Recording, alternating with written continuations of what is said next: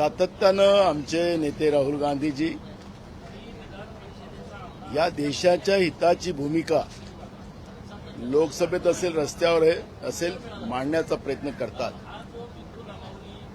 पण स्वयंभू विश्वगुरु नरेंद्र मोदीजींनी ज्या पद्धतीनं देशाला स्वतःच्या कॉम्प्रोमाइजमध्ये या देशाचा शेतकरी, या देशाचा सर्वसामान्य माणूस आणि देशच गहाण ठेवलेला आहे आणि त्या दृष्टिकोनातून आपण पाहिलं की एप्स्टीन फाईलच्या माध्यमातून ज्या पद्धतीनं अमेरिकेच्या राष्ट्राध्यक्षांनी आमच्या देशाच्या प्रधानमंत्री नरेंद्र मोदींना सांगितलं की 5 मिनिटात त्याचं पूर्ण राजकारण खराब करू शकतो अशी धमकी दिली, तरी आमच्या देशाचे प्रधानमंत्री शांत बसले। परवा नाचत गाचत गळे मिळवण्याच्या भूमिकेमध्ये इस्रायलमध्ये आमचे नरेंद्र मोदी देशाचे प्रधानमंत्री पोहोचलेत आणि इस्रायल इज फादरलँड आणि इंडिया इज द मदरलँड। आज आपण पाहिलं की इराणच्या जवळ जो आमचा परंपरागत आमचा मित्र देश होता, त्या देशाजवळ स्टेट ऑफ हार्मोनिस हे त्यांच्या कब्जात आहे।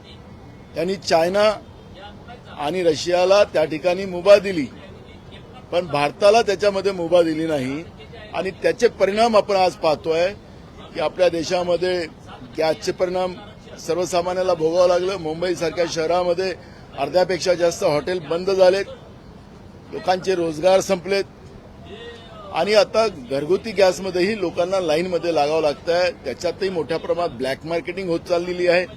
सरकारच्या व्यवस्थेमध्ये सरकारचं व्यवस्थेवर कुठलाही दबाव नाही, व्यवस्थाही भ्रष्टाचारामध्ये गुंतलेली आहे, सरकारी भ्रष्टाचारामध्ये गुंतलेला आहे आणि सर्वसामान्य लोकांना, मध्यमवर्गीयांना या कॉम्प्रोमाइज नरेंद्र मोदींचं जे कॉम्प्रोमाइज झालेलं आहे त्याच्यामध्ये सर्वसामान्य माणूस, गरीब माणूस तो बर्बाद झालेला आहे, शेतकरी बर्बाद झालेला आहे, असं चित्र आपण पाहतोय।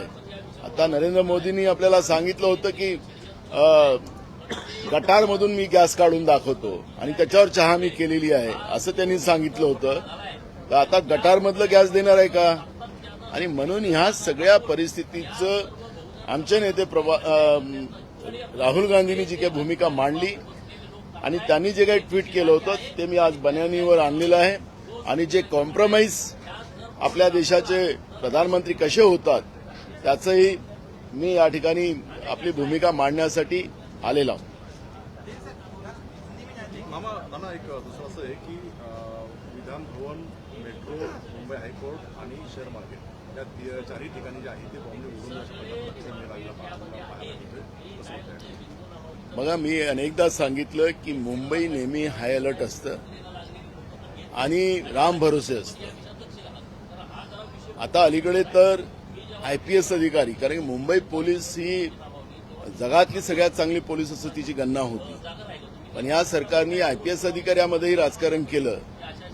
जे काम जे यांची चमचेगिरी करणारे, यांच्या पेरोलवर राहणाऱ्या सरकारचे त्यांना मुख्य पदावर बसवलं आणि जे कार्यशील अधिकारी आहेत त्यांना साईड ट्रॅक केलं। त्याचे परिणाम असे झालेत की मुंबई पोलिसांचं, महाराष्ट्राच्या पोलिसांचं जे हिंमत होती ती हिंमत आता संपलेली आहे।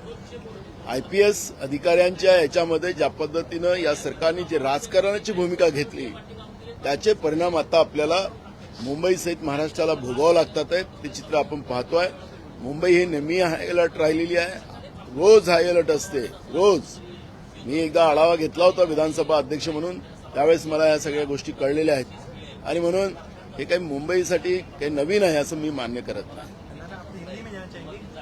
कमर्शियल गैस की काफी कमी नजर आ रही है, कई होटल्स बंद होने का कगार पर है, ग्रामीण इलाकों में समस्या बढ़ती जा रही है। पूरे मामले पर आप क्या कहेंगे?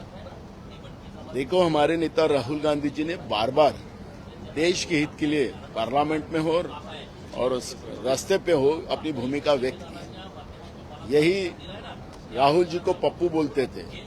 अब पप्पू देश का कौन निकला, ये अब जो ईरान, इजराइल और अमेरिका के जो वार जो शुरू है उसमें अब अपने को समझ में आ गया देश की जनता को। आपने देखा होगा कि स्टेट ऑफ हार्मोनीस जो ईरान के कब्जे में है, ईरान ने रशिया और चीन को वहां से क्लियरिटी दी है, इसलिए रशिया और चीन को उसका कोई परिणाम नहीं।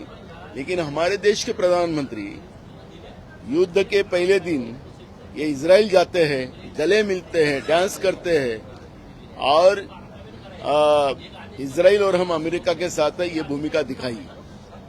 आज तक अपने हिंदुस्तान ने इतने साल में कभी भी इस तरह से किसी लड़ाई में अपना इन्वॉल्व नहीं किया, लेकिन हमारे देश के प्रधानमंत्री ने मैं इजराइल के साथ हूं, अमेरिका के साथ हूं, इस तरह की भूमिका व्यक्त की और उसका परिणाम ऐसा हो गया कि आज जो ईरान हमारा कई सालों का हमारा दोस्त देश था, उसने हमारे देश के ही जो गैस हो, जो डीजल हो, पेट्रोल हो, ये सब व्यवस्था पे बैन कर दिया और उसके वजह से आज पूरे महाराष्ट्र में हो या देश में हो डीजल की किल्लत हो गई।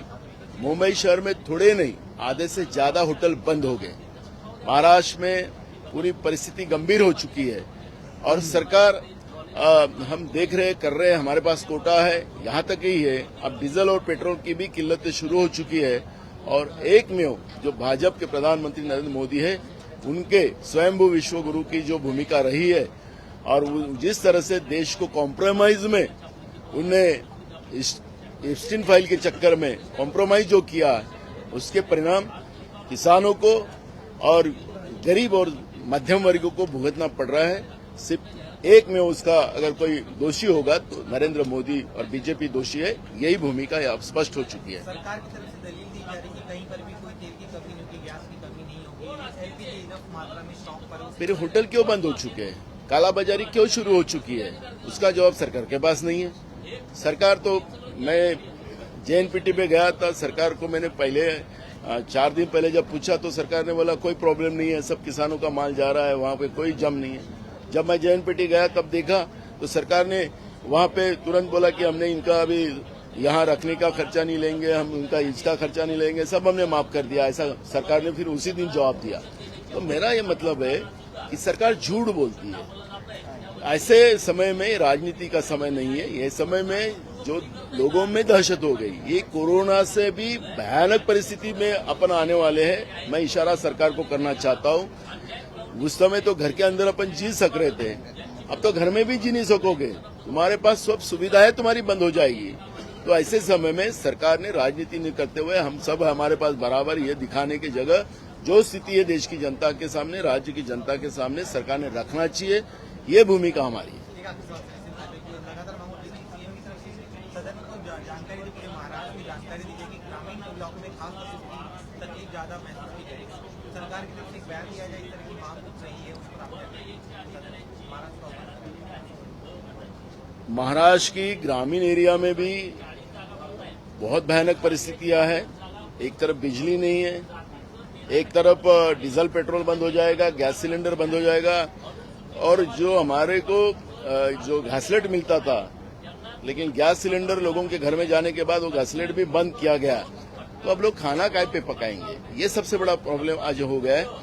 और इसलिए इसके सब अगर दोषी कोई होगा तो बीजेपी और देश के प्रधानमंत्री नरेंद्र मोदी है और उन्हें देश के सामने माफी मांगकर ये व्यवस्था को पूरे देश को साथ में लेकर कैसे सुधारेंगे, इसके ऊपर उन्हें जाना चाहिए। ये राजनीति का समय नहीं, ये भूमिका हमारी है और कांग्रेस पार्टी देश के इस भयानक प्रसंग में हम सरकार के साथ खड़े होने के लिए भी हमारी भूमिका है। लेकिन सरकार जो आज भी अपने आप को विश्वगुरु समझकर देश की जनता को इस संकट में डाल रहे हैं, इसके लिए देश की जनता कभी भी इनको माफ नहीं करेंगे।